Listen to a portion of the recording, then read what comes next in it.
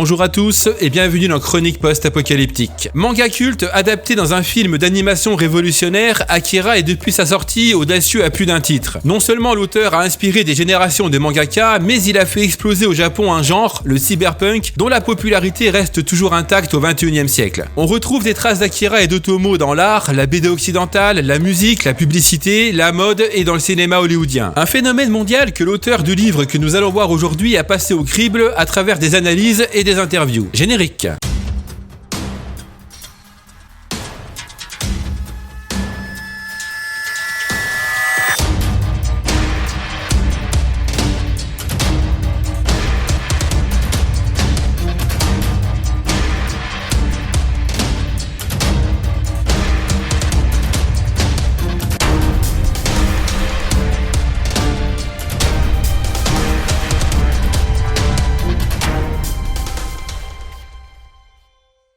Hommage à Akira, héritage de l'Apocalypse, propose un contenu qui parlera non seulement aux férus de l'œuvre, mais aussi aux curieux qui sont un peu moins au courant de l'univers du manga. Divisé en 4 sections, cet ouvrage couvre dans la première l'univers autour d'Akira, la seconde est consacrée à Katsuhiro Otomo, où on y apprend qu'il est un touche-à-tout. La troisième, elle, s'intéresse aux influences qui ont amené à la création de l'œuvre, et enfin la quatrième dépeint l'impact qu'a eu Akira sur les générations de mangaka qui ont suivi. Si d'habitude je prends mon temps et donne les points forts et points faibles au cours de la vidéo, là on va directement attaqué par le truc qui m'a déplu. Hommage à Akira, héritage de l'Apocalypse, n'est pas sous la forme d'un livre comme je le croyais, c'est en fait un MOOC de 128 pages. Pour ceux qui ne connaissent pas ce terme, un MOOC c'est une publication hybride, une espèce de croisement sauvage contre nature entre un magazine, une revue et un livre. Un gangbang littéraire quoi. Personnellement j'ai beaucoup de mal avec ce format, quand on te vend une œuvre comme un livre, tu es censé en avoir un entre les mains et pas te retrouver avec un magazine. Et ici avec ce titre, le format MOOC gâche clairement l'objet. La couverture a vraiment de la gueule, on ne va pas se mentir, ce rouge associé au brillant du titre sont du plus bel effet. Alors pourquoi ne pas être parti sur une couverture rigide? Pourquoi ne pas en avoir fait un beau livre? Bref, c'était mon petit coup de gueule avant de commencer la critique. Ça va, ça met bien dans l'ambiance? Rassurez-vous, si je suis déçu à ce point de la forme, c'est surtout parce que le contenu, lui, tient clairement la route. Hommage à Akira, héritage de l'Apocalypse, est un MOOC, de Stéphanie Chaptal paru chez Inis Éditions fin 2019. Stéphanie Chaptal,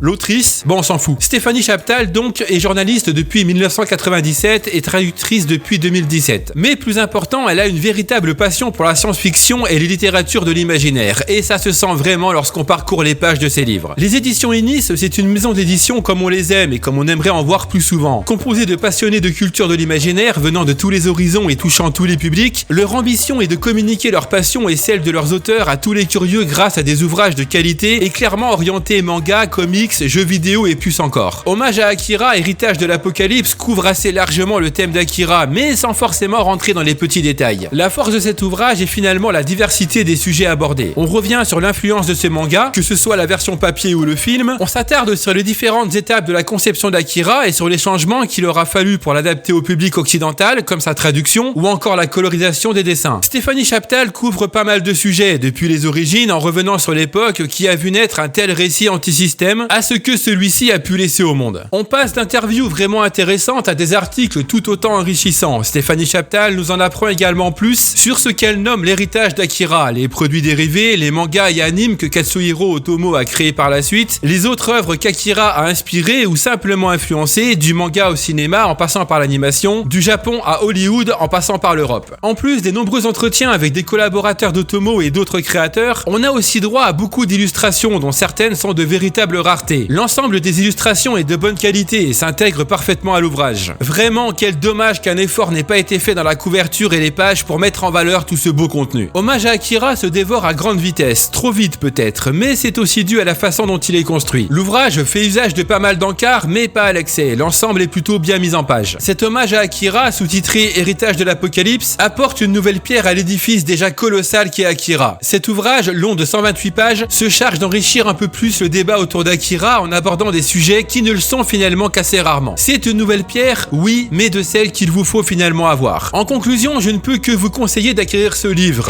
Oui, j'ai des livres. Qu'est-ce que tu vas faire? Vous trouverez tous les liens dans la description de cette chronique. Certes, le format peut rebuter quelque peu, mais finalement, le contenu compense plutôt bien ce défaut, et je ne vois aucune raison de ne pas conseiller cet ouvrage à un public de collectionneurs et de passionnés auquel il est finalement destiné, à condition de le manipuler avec délicatesse. Cette vidéo se termine. Un grand merci aux éditions Inis qui m'ont envoyé ce livre et qui a rendu possible cette vidéo. Dites-moi ce que vous pensez de tout ceci dans l'espace commentaire, je suis curieux d'avoir votre avis là-dessus. Est-ce que cet ouvrage vous tente? Comme d'habitude, si la vidéo vous a plu, n'hésitez pas à mettre un pouce bleu et à partager. N'hésitez pas également à me rejoindre sur les réseaux sociaux, tous les liens sont disponibles dans les descriptions. On se retrouve bientôt pour une nouvelle chronique et d'ici là, comme d'habitude, n'oubliez pas, de l'ordre naquit le chaos, du chaos jaillit la renaissance. Ciao!